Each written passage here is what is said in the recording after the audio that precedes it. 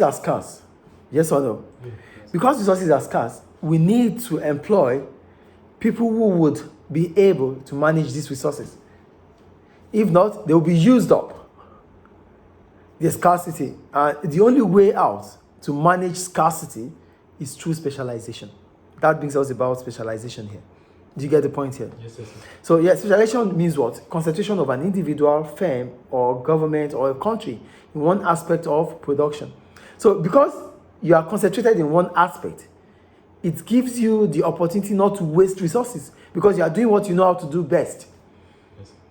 So, it's just like I'm a business teacher, I'm teaching business. I'm not going to waste your time finding terms to use, finding some materials to put together to teach you, finding a YouTube channel to watch to teach you. I'm going to waste your time. I'm going to waste my time. But because I know what I am doing, because this is my specialty, I wouldn't waste people's time. Do you get the point here? So, specialization brings about reducing wastage. Because the time is not always available. But if I have to spend my whole time searching on what to teach you, part of your time is going. So how are we going to be able to reach there in May?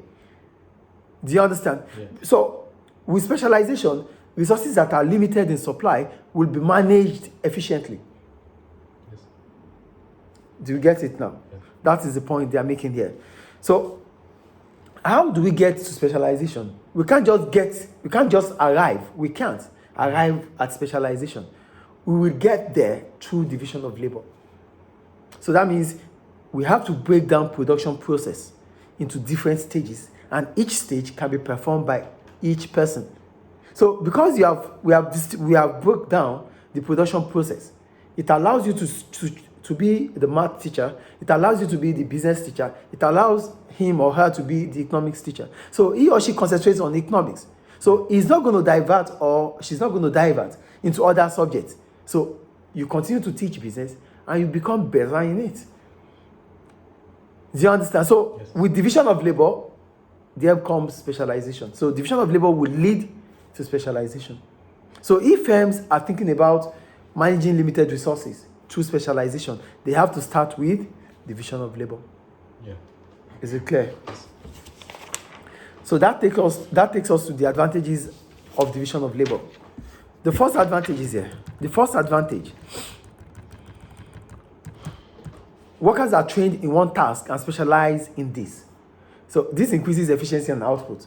Like I told you earlier, we said division of labor means breaking down production processes, right? Yes. So as soon as production processes are broken down, it means I will concentrate on what I know how to do. You concentrate on what you know how to do. He concentrates on what he knows how to do. So I'm not going to need to train you on what you don't need to know. So we're not going to waste time. We're not going to waste resources. We're not going to waste money training you on what you don't need.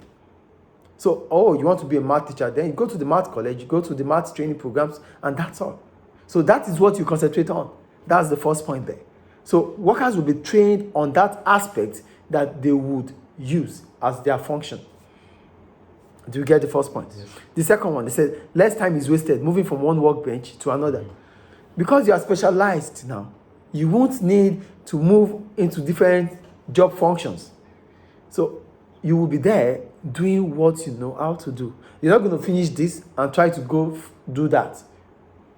Everyone will have his own specialty. We concentrate more on. So you won't waste time. Yeah. Do you get the second point? Yes. And the third point, quicker and cheaper to train workers as fewer skills needed to be taught. Like I said earlier, so now we don't have to teach you what you don't need. You need we know you. We know the skills you've got. Yeah. Then you will be trained based on that skill.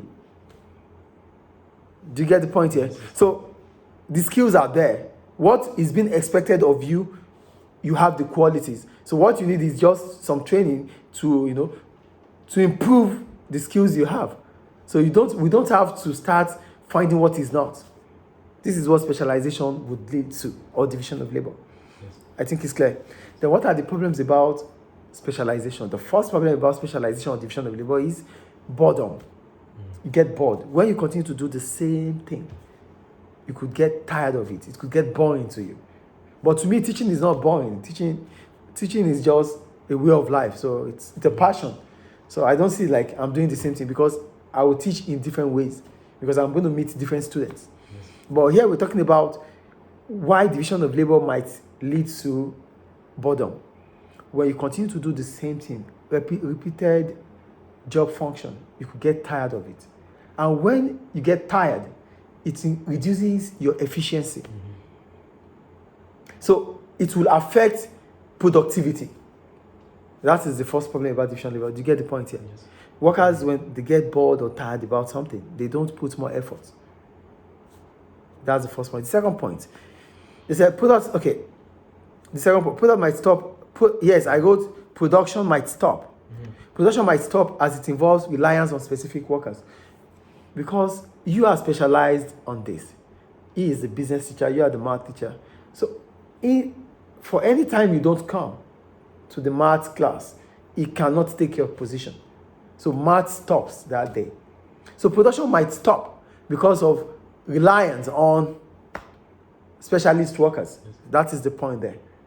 Do you understand? Yes. So because we rely mostly on those people that take up specific tasks, whenever they are not available, we become vulnerable. Do you get the point there? Yes. So that's another problem about division of labor. I think it's clear.